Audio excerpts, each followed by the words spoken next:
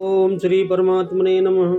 यथार्थ गीता चौथा अध्याय श्लोक 11 और 12। ये यथा मां प्रपदन्ते तास्तथैव भजाम्यहम् मम वर्तमानुवर्तते मनुष्याः पार्थ सर्वश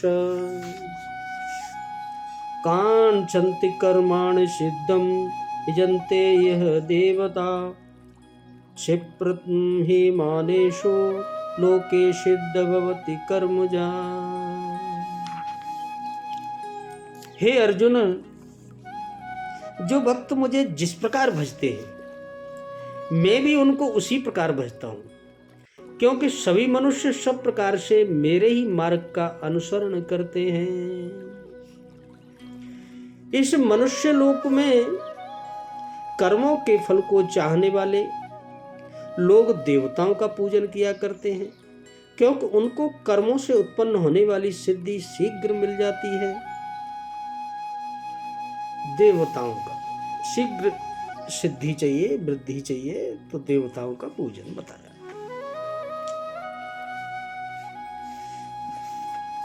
पार्थ, जो मुझे जितनी लगन से जैसा भजते हैं मैं भी उनको वैसा ही भजता हूँ, उतनी ही मात्रा में सहयोग देता हूँ जितना साधक की श्रद्धा ही कृपा बनकर उसे मिलती है।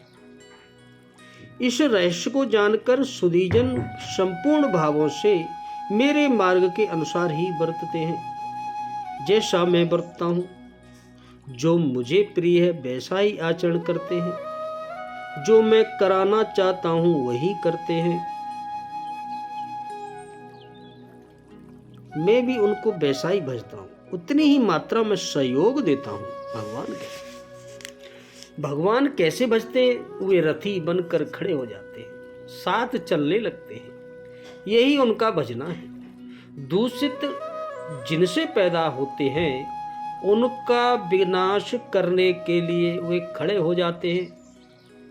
सत्य में प्रवेश दिलाने वाले सद्गुणों का परित्राण करने के लिए वो खड़े हो जाते हैं। जब तक इष्टदेव हृदय से पूर्णतः रथी न हो और हर कदम पर सावधान न करे, तब तक कोई कैसा ही भजनानंदी क्यों न हो, लाख आंख मूंदे बैठा रहे, लाख प्रयत्न करे, वह इस प्रकृति के द्वंद्व से पार नहीं हो सकता।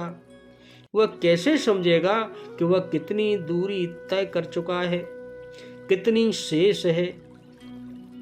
इष्ट ही आत्मा से अभिन्न होकर खड़े हो जाते हैं, प्रभु की ही खड़े होते हैं और उसका मार्गदर्शन करते हैं कि तुम यहाँ पर हो, अब ऐसे करो, ऐसे चलो। इस प्रकार प्रकृति की खाई पाटते हुए सने सने आगे बढ़ते हुए स्वरूप में प्रवेश दिला देंगे भगवान। भजन तो साधक को ही करना पड़ता है, किंतु उसके द्वारा इस पथ में जो दूरी तय होती है वह इष्ट की देन है, प्रभु की देन है। ऐसा जानकर सभी मनुष्य सर्वतोभावेन मेरा अनुसरण करते हैं।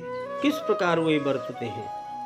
भगवान कह रहे हैं, वे पुरुष इस शरीर में कर्मों की सिद्धि चाहते हुए देवताओं को पूजते हैं। कौन सा कर्म? श्री कृष्ण ने कहा, अर्जुन तू नियत कर्म कर। नियत कर्म क्या है? यज्ञ की प्रक्रिया ही कर्म है। यज्ञ क्या है? साधना की विधि विशेष, जिसमें श्वास प्रश्वास का हवन, इंद्रियों के बहिर्मुखी प्रवाह को संयम अग्नि में हवन किया जाता है, जिसका परिणाम है परमात्मा। कर्म का शुद्ध अर्थ है आराधना, जिसका स्वरूप इसी अध्याय में आगे मिलेगा। इस आराधना का परिणाम क्या है? संसिद्धम, परम सिद्धि परमात्मा, यानी ब्रह्म यान्ति ब्रह्म सनातनम, शाश्वत ब्रह्म में प्रवेश, परम नैष्कर्म्य की स्थिति। श्री कृष्ण कहते हैं, मेरे अनुसार बरतने वाले लोग इस मनुष्य लोक में कर्म के परिणाम परम निष्कर्म सिद्धि के लिए देवताओं को पूजते, अर्थात देवी संपद को बलवती बनाते हैं। तीसरे अध्याय में उन्होंने बताया कि इस यज्ञ द्वारा तुम देवताओं की वृद्धि करो, देवी संपद को बलवती बनाओ।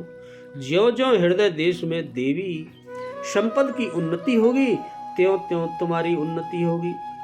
इस प्रकार परस्पर उन्नति करते हुए परम श्रेय को प्राप्त हो जाओगे। अंत तक उन्नति करते जाने की यह अंतःक्रिया है। इसी पर बल देते हुए श्री कृष्ण कहते हैं, मेरे अनुकूल बरतने वाले लोग इस मनुष्य शरीर में कर्मों की सिद्धि चाहते हुए देवी संपद को बलवती बनाते हैं, जिससे वह निष्कर्म सिद्धि शीघ्र होती है। वह असफल नहीं होती, सफल ही होती है। शीघ्र का तात्पर्य क्या, कर्म में प्रवृत्त होते ही तत्क्षण यह परम सिद्धि मिल जाती है? श्री कृष्ण कहते नहीं, इस सोपान पर क्रमशः चढ़ने का विधान है। कोई छलांग लगाकर भावातीत ध्यान जैसा चमत्कार नहीं होता। छलांग लगाकर नहीं पहुंचा जा सकता। धीरे धीरे कर्म क्रिया। बोलो राधे राधे। जो भक्त मुझे जिस प्रकार भजते हैं, मैं भी उनको उसी प्रकार भजता हूँ। इसका क्या भाव है? इससे भगवान ने यह भाव दिखलाया है कि मेरे भक्तों के भजन के प्रकार भिन्न भिन्न होते हैं। अपनी अपनी भावना के अनुसार भक्त मेरे पृथक पृथक रूप मानते हैं और अपनी मान्यता के अनुसार मेरा भजन स्मरण करते हैं। अतएव मैं भी उनको उनकी भावना के अनुसार उन रूपों में ही दर्शन देता हूँ जैसे वो मानते हैं।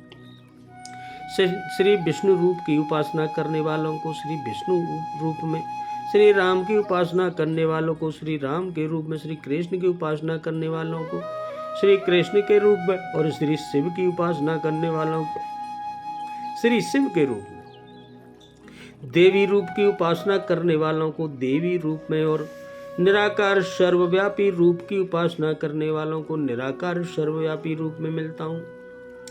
इसी प्रकार जो मत्स्य, कश्यप, नरसिंह, वामन आदि अन्य रूपों की उपासना करते उनको उन्होंने रूपों में दर्शन देकर उनका उद्धार कर देता हूँ। इसके अतिरिक्त वे जिस प्रकार जिस भाव से मेरी उपासना करते हैं, मैं उनके उस प्रकार और उस भाव का ही अनुसरण करता हूँ। जो मेरा चिंतन करता है उसका मैं चिंतन करता हूँ। जो मेरे लिए व्याकुल होता है उसके लिए मैं भी व्याकुल हो जाता हूँ। जो मेरा वियोग सहन नहीं कर सकता, मैं भी उसका वियोग नहीं सहन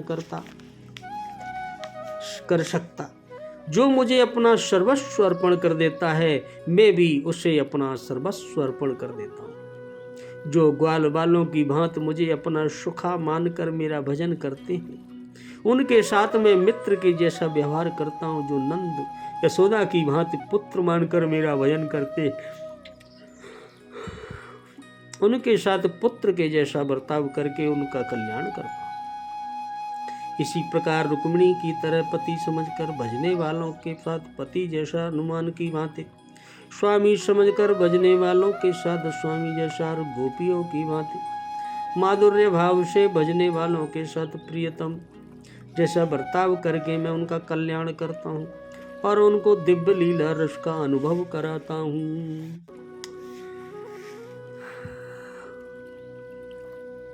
मनुष्य सब प्रकार से मेरे ही मार्ग का अनुसरण करते हैं, इसका क्या भाव है?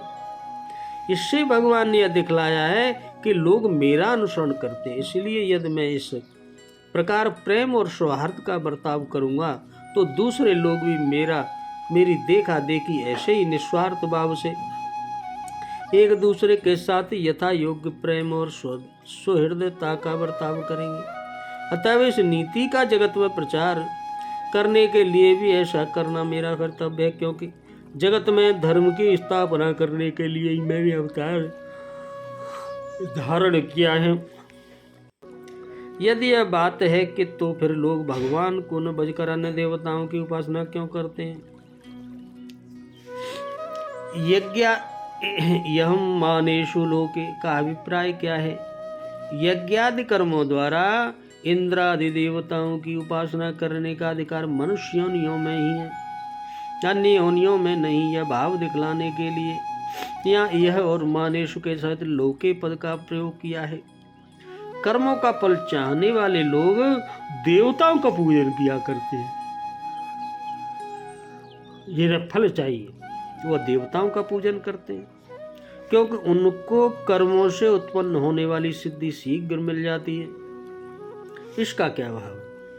इससे भगवान ने यह भाव दिखलाया है कि जिनकी सांसारिक भोगों में आसक्ति है, जो अपने किए हुए कर्मों का फल स्त्री, पुत्र, धन, मकान या मान बढ़ाई के रूप में प्राप्त करना चाहते हैं, उनका विवेक ज्ञान नाना प्रकार की भोग वासनाओं से ढका रहने के कारण वे मेरी उपासना न करके कामना पूर्ति के लिए इंद्रादि देवताओं की ही उपासना किया करते हैं।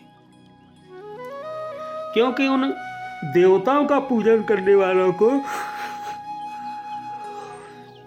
उनके कर्मों का फल तुरंत मिल जाता है। देवताओं का यह स्वभाव है कि वे प्राय इस बात को नहीं सोचते कि उपासक को अमुक वस्तु देने में उसका वास्तविक हित है या नहीं। वे देखते हैं कर्मानुष्ठान की विधिवत पूर्णता, सांगोपांग अनुष्ठान सिद्ध होने पर वे उसका फल जो उसके अधिकार में होता है और जो उस कर्मानुष्ठान के फल रूप में व्यर्थ है दे ही देते हैं। किंतु मैं ऐसा नहीं करता। मैं अपने भक्तों को वास्तविक अहित सोचकर उनकी भक्ति के फल की व्यवस्था करता हूँ। मेरे भक्त यदि सकाम भाव से भी मेरा भजन करते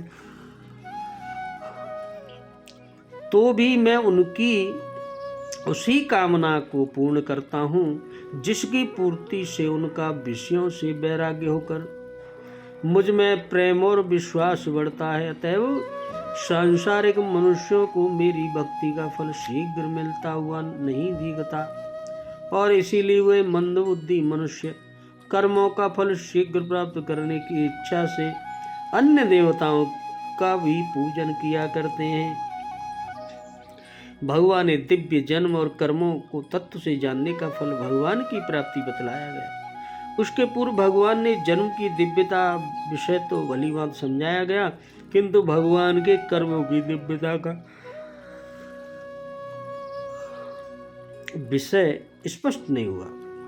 इसलिए अब भगवान 2 श्लोकों में अपने सृष्टि रचना आदि कर्मों में कर्तापन, विषमता और स्पृहा का अभाव दिखलाकर उन कर्मों की दिव्यता का विषय समझाते हैं।